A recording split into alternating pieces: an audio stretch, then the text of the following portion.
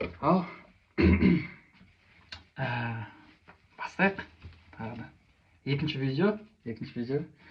Бұл видео кішкене ұзағырақ болады. Неге десеңіздер, кішкене бір-екі сұрақтарға жауап бере кетемін. Мына жерде менде планшет бар. Планшетте жазып қойдым қандай сұрақтар болады, бірақ ответі жоқ бұл жерде. Просто сұрақтар ғана бар. Жазып қойдым қандай сұрақтар бар екен. Сол сұрақтарға мен өзім қазір импровизациямен жауап беремін. Потом сұрақтар мынандай. Өзім жайлы неге сценарий жазып бастадым. И шеберлапты қайдан көрдім, неге именно шеберлап, сол сияқты. Сол сияқты сұрақтар, осы сұрақтарға жауап беремін, и болды. Мен сіздерге видео ғана жазып жатқан жоқпын.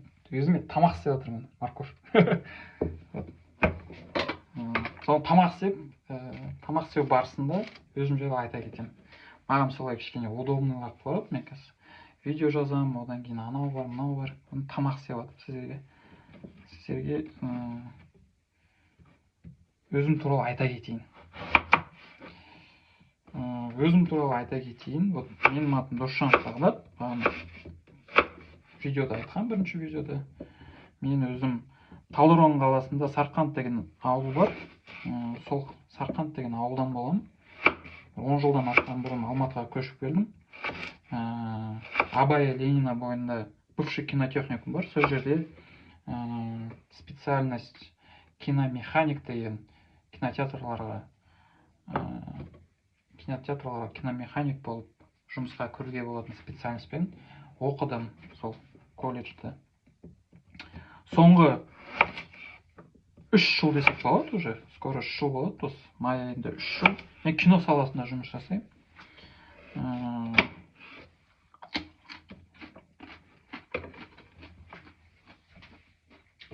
Видео түсіріп жатқан ұмытып кеттім ғой.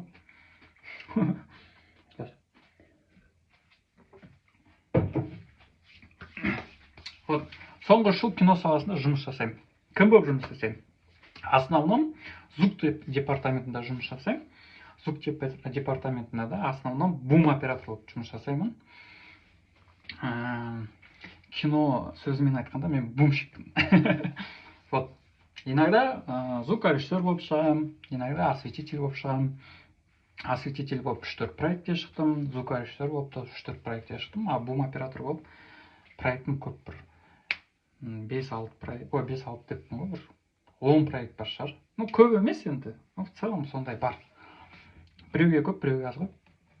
Вот, 3 жыл бұрын бастадым кино саласында. Оның алдында 5 жылдай неде жұмыс жасадым? Бармен болып. Бармен және официант болып. Бір күшті шотландский стильдағы паб бар, сондай жерде жұмыс жасадым. Өзім сол кездерде жұмыс жасап жүргенде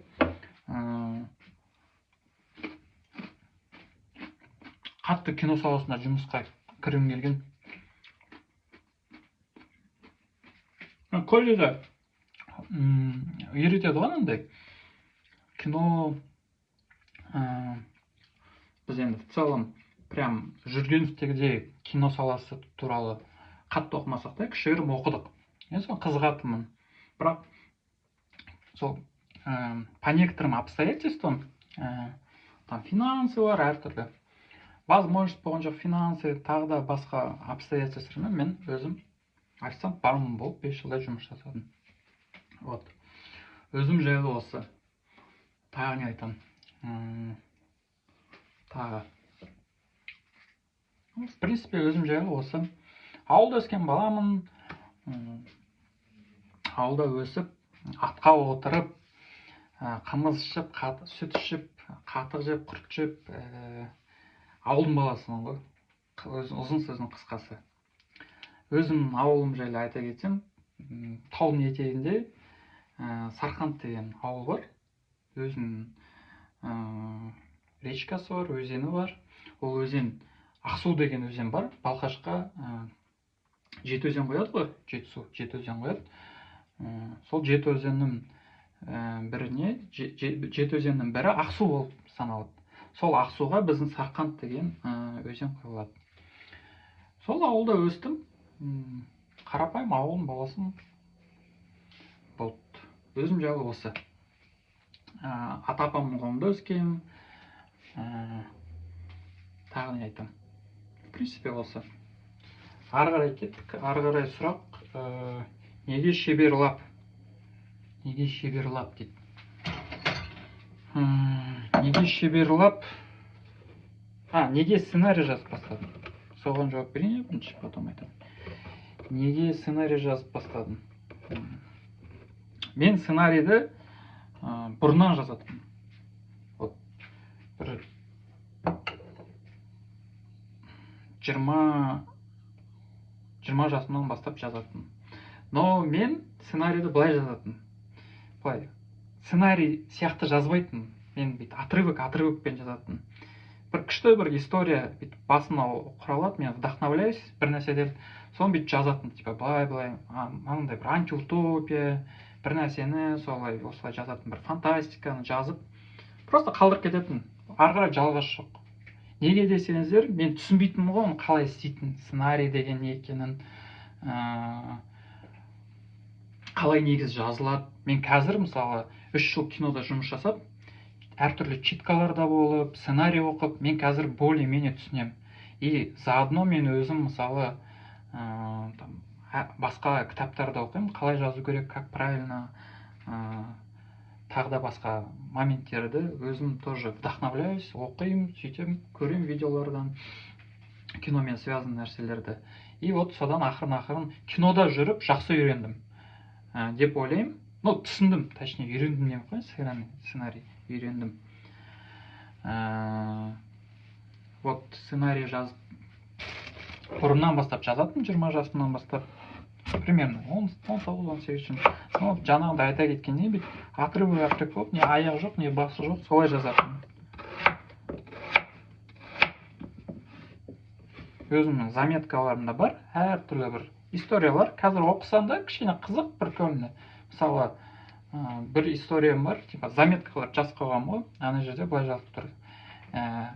Заметка ретінде, мысалы, метро мен автобус, такси, ну, типа, жер астындағы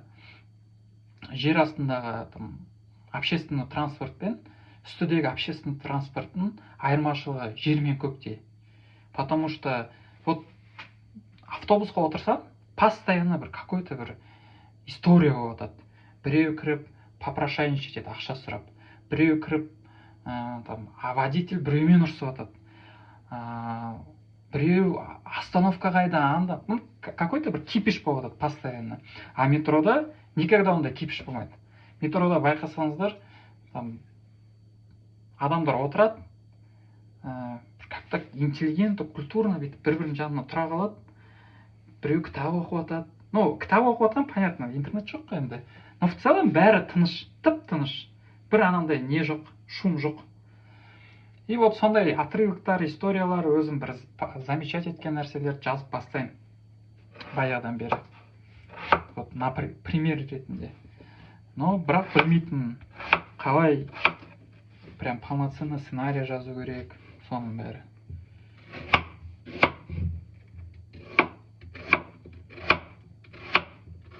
Сол кинода жүріп үйрендім, читкаларда болып, әртүрлі сценарий оқып, за кадром болсаң, түсінеді екенсің, больше тез түсінесің.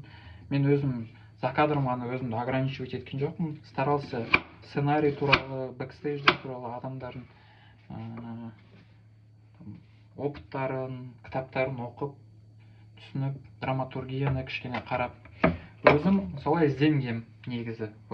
Сценарий баяғыдан бері маған интересно. Солай. Надеюсь, түсінікті өз ойымды жеткізе алдым деп ойлаймын. Жеткізе алмасам, кешіріңіздер. Жетсе, тамаша. Сіздер ойлап жатқан шығарсыздар, кішкене кринж ба деп, или сіз ба кім? Ну, сіз ойлап жатқан шығарсыз, кішкене кринж ма деп. В целом, өзім кринжовый адаммын. Өзім айтып, өзім күліп, сондай веселый адаммын. 3 Үшінші сұрақ. Неге шеберлап? Шеберлап неге Uniqlo? Неге Uniqlo шеберлап деген конкурс? Бұл Uniqlo'ның шеберлап деген биыл ғана шеберлап деп болды, былтыр басқалай болған. Вот мен былтырға бұның историясын айтып берейін сізге қалай болған. Мен былтыр үйде жатам. Маған бір дос баламыз звондайды, кино саласындағы. Айтады, мені бір күнге заменять етпеш, келіп дейді, осветитель болып. Мен барсам, жас балалар кино түсіріп отыр екен, короткометражный. Мен таңғалып қалдым, о, күшті екен, бәрі көздерінде светится прям, жанып тұр бәрі. Мен де барып, о, күшті болып деп кірсе кеттім. Бір жас бала тоже кино түсіріп отыр екен, режиссер. Сұрадым, не түсіріп жатсыздар деп, анау деп сұраған. Ну, сұрадым дегенде, прям уақыт болған жоқ, сұрадым деген. Мен келдім, площадка, тамақ іштік, анда ғой, мында ғой, бір моментами байқадым, что бір короткометр екен, и все. Соны естідім, что Uniqlo осындай короткометр түсіріп отыр, анау, все дела. Вот. Мен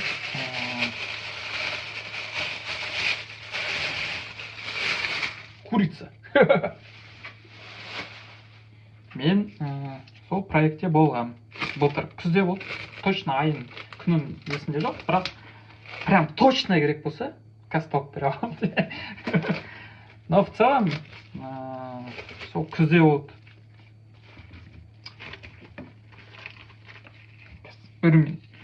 Сол күзде болды. Мен сол проектте болдым.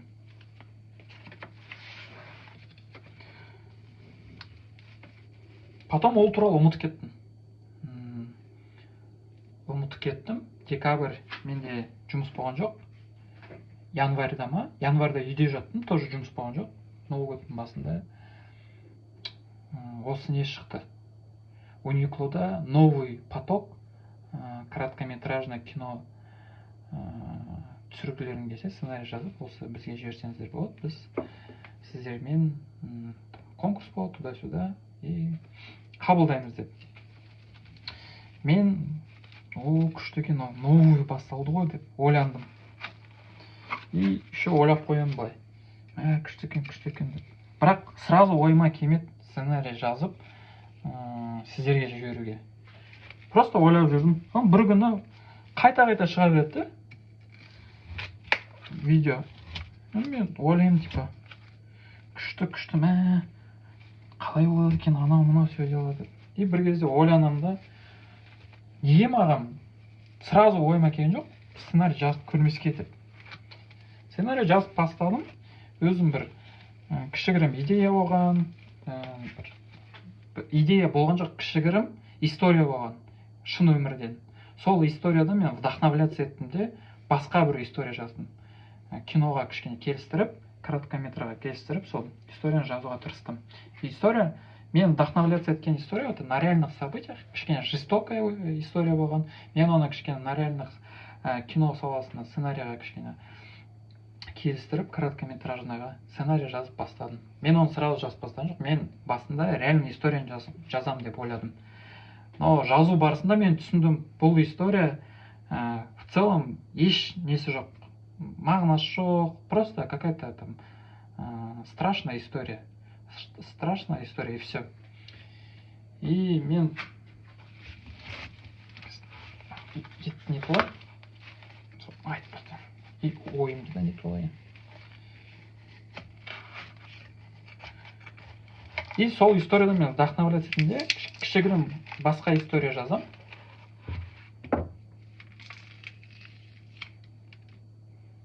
Ерімепті. Бағына шығарып қойған. Ерімепті. Сіздерге өзімнің бытовой проблемамды айтып кеткен дейсің. Видеоны айналдырып кету жоқ, сразу мен айтамын. Басынан до конца көріңіздер. Это нечестно. кішкене қуып отырмын. Это все из-за того, что я переживаю. Поэтому кешіріңіздер. Вот сол историяны жазып бастаймын. Қандай сұрақ қойды? Үшінші сұрақ болды, иә? Неге шеберлап? Неге шеберлап? Вот сол шеберлапты мен инстаграмнан көрдім. Инстаграмнан қайта шыға берді маған. Потом мен ақырындап өзім сол сценарий жазып бастадым. Сценарий жазып бастағаннан кейін әртүрлі өзі нелер болды, қиыншылықтар болды, шыны керек. Білімнің жетіспеушілігі, опыт жоқ, әртүрлі. Но старался максимально сценарийға, киношный сценарийға ұқсатып жазуға. Это бір. Неге шеберлап? Басқа да питчингтер жүріп жатыр екен, я көрдім, ол жағын білем, питчингтер жүріп жатқанын. Но почему-то вот шеберлап менің проектімді реализовать етуге көмектесетін сияқты. Мен